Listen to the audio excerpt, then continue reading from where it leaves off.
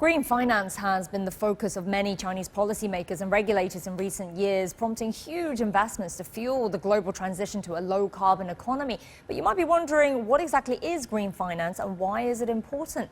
Well, CGTN's Wang Qianhui sat down with one of the leading experts in China's sustainable finance development to find out more.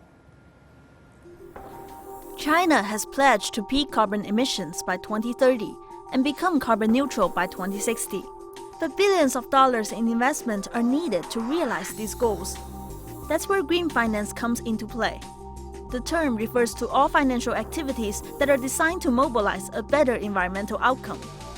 To better understand this, I spoke to Wang, Director General of the International Institute of Green Finance at the Central University of Finance and Economics. 事实上呢，中国呢是全球最早对绿色金融做了官方定义的国家。 China is the first country to officially define green finance. In 2016, right before the G20 summit in Hangzhou, China, the country released a communique on building a green financial system. Green finance includes financial services that support environmental protection and conservation and efficient use of resources. In short, it supports green and low-carbon investments and projects and is against investments that cause pollution. 污染性的投资。我们知道金融是经济的核心。 We know that finance is the core of a country's economy. China will need to undergo major transformations in order to realize its decarbonization goals. This means large amounts of money need to be spent on developing clean energy, green transport, green architecture, low-carbon industrialization, etc.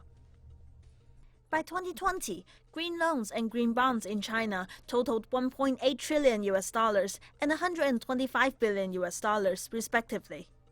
Today, China is the world's largest green loan market and the second largest green bond market. The country also launched a carbon trading market in July to realize market-based emission reduction. But climate change is posing a challenge to the entire globe. Under the Belt and Road Initiative and South-South Cooperation, China has been providing other developing countries with sustainable investment funds and technology support in order to help them engage in green transition. 在推动全球的绿色金融方面呢，中国都是做出了积极的贡献。 China has been working to promote global cooperation in green finance. For example, China's G20 Green Finance Study Group in 2016 was later expanded into the G20 Sustainable Finance Study Group. It's fair to say that China is now one of the world's leading countries in green finance. 全球呢，应该说中国是绿色金融的引领国之一。 President Xi Jinping has announced that China will stop funding coal projects overseas. This shows that our focus has shifted from helping solve their most fundamental needs to caring about the environment and social consequences of using fossil fuels. 应对气候变化领域呢，全球确定的是共同而有区别的责任。 The world recognizes the principle of common but differentiated responsibilities. The climate change we're facing today is largely caused by the Western Industrial Revolution over the past 200 years.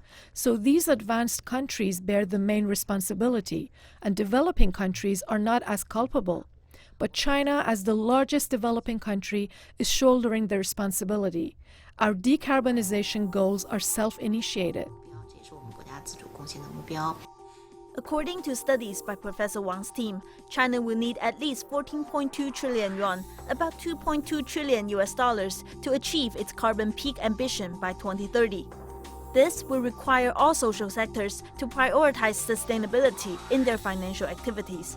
But every individual should play a role in helping China achieve that goal. 低碳的概念呢，我认为 I think the concept of low carbon will soon be incorporated into our daily lifestyle. Our country has already published decarbonization guidelines requiring communities and enterprises to go green. Perhaps in the future, families and individuals will also get involved. This will essentially force production methods to change.